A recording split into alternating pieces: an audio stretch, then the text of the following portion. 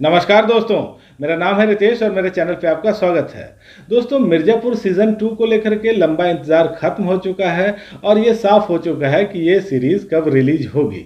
लेकिन दोस्तों, इसकी स्टोरी लाइन क्या होगी, इसको लेकर भी बहुत सारी चर्चाएं हैं। तो आज मैं ये अंदाज़ा लगाने की कोशिश करूंगा इस वीडियो में कि मिर्ज़ापुर के दूसरे सीज़न की कहानी किस तरह से होने वाली है।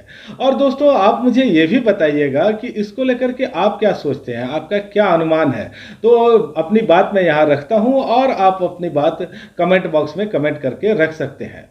तो दोस्तों, मिर्ज़ापुर का जो दूसरा सीज़न है उसकी कहानी एग्जैक्ट वहीं से शुरू होगी जहां पहला सीज़न खत्म हुआ था। और यहाँ हमने देखा था कि अलग अलग किरदार अब अलग अलग मनस्थितियों में हैं। जो गुड्डू भैया हैं वो बच चुके हैं, एक शादी समारोह में खूब खून खराबा हुआ था और वहाँ जो उनके भाई थे बबलू और उनकी वाइफ, इन दोनों की हो चुकी है हत्या। गुड्डू भैया यहाँ बने हुए थे अली फजल और बबलू थे विक्रांत मेसी, और जो उनकी वाइफ थी वो थी श्रेया पिलगांवकर। तो दोस्तों, हमने देखा कि गुड्डू भैया किसी तरह से जान बचा करके भागे वहां से, उनको गोली लगी हुई है।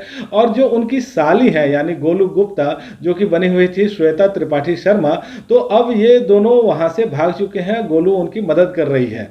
तो दोस्तों, ये तो तय है कि इस बार गुड्डू भैया कुछ ज्यादा ही भयानक रूप में दिखने वाले हैं और अब वो बदला लेने वाले हैं मुन्ना भैया यानी कि दिव्येंदु शर्मा और उनके परिवार से, जो कि कालीन भैया का परिवार है।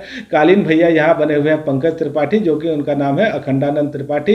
और देखिए, अब ये दोनों जो लोग हैं ये एक तरफ हैं और गुड्डू भैया एक तरफ हैं। और दोस्तों, यहाँ ये भी है कि अखंडानंद त्रिपाठी का रुतबा और बढ़ चुका है, उनका दबदबा और बढ़ चुका है। अखंडानंद त्रिपाठी यानी कालीन भैया ने एक एसपी का मर्डर कर दिया है। और ये भी है कि ये जो मिर्ज़ापुर की गद्दी है, मिर्ज़ापुर का जो किंग ऑफ मिर्ज़ापुर होने वाला है वो मुन्ना भैया होने वाले हैं, ये तय हो चुका है। तो ये इस बार अंदाजा लगाया जा सकता है कि कालीन भैया शायद राजनीति की ओर रुख कर सकते हैं। पहले सीजन में हमने देखा कि कुछ पॉलिटिशियंस के सामने इनको बहुत झुकना पड़ा था, उनको चंदा वंदा देना पड़ा था।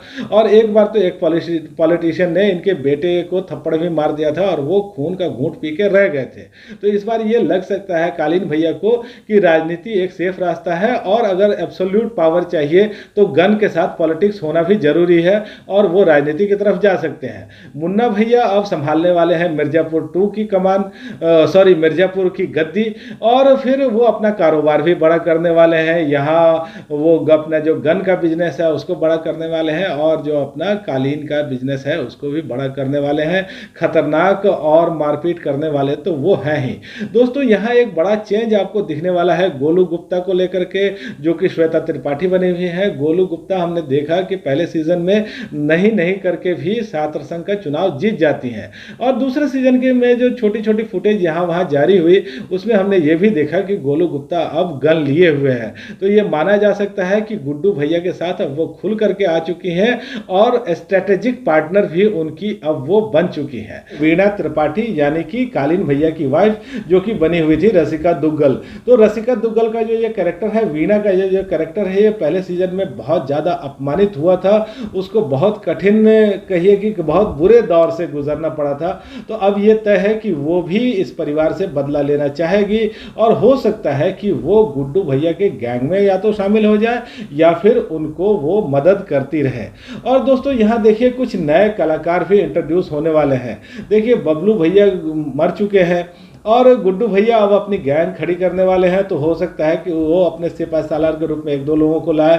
और आपको याद होगा वो जौनपुर वाला दृश्य, वो एक दुबला पतला सा लड़का इनके साथ था, तो हो सकता है कि उसका प्रमोशन हो जाए और ये भी कि कुछ नए साथी उनके साथ आए। और यही बात होने वाली है मुन्ना भैया के साथ। मुन्ना भैया का जो दायां हाथ था कंपाउंडर यानी कि जो बने हुए थे अभिषेक बनर्जी, तो कंपाउंडर की हो चुकी है मौत। तो अब मुन्ना भैया भी अपनी जब टीम तैयार करें तो हो सकता है कि एक दो मजबूत लोग अपने साथ रखें और एक दो नए कैरेक्टर इसी बहाने इंट्रोड्यूस किए जा सकते हैं।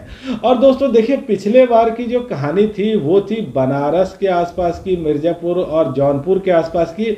लेकिन इस बार हो सकता है कि कहानी का दायरा भी बढ़े और कहानी लखनऊ और दिल्ली तक भी पहुंच जाए। तो दोस्तों, ये देखना इंटरेस्टिंग रहेगा कि इस बार क्या गुड्डू भैया और कालीन भैया आमने सामने होते हैं, इनमें से कौन जीतता है। क्या गुड्डू भैया अपना बदला बदला ले पाते हैं, या ये भी हो सकता है कि कहानी एक रोचक मोड़ पे ले जा करके फिर तीसरे सीजन की ओर चली जाए। तो दोस्तों अब जैसे ये सीरीज आएगी और फिर इसकी कहानी होगी उसको हम तो देखेंगे ही, लेकिन फिलहाल ये मेरा अनुमान था।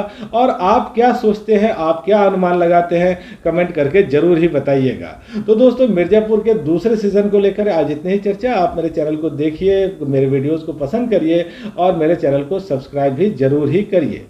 धन्यवाद।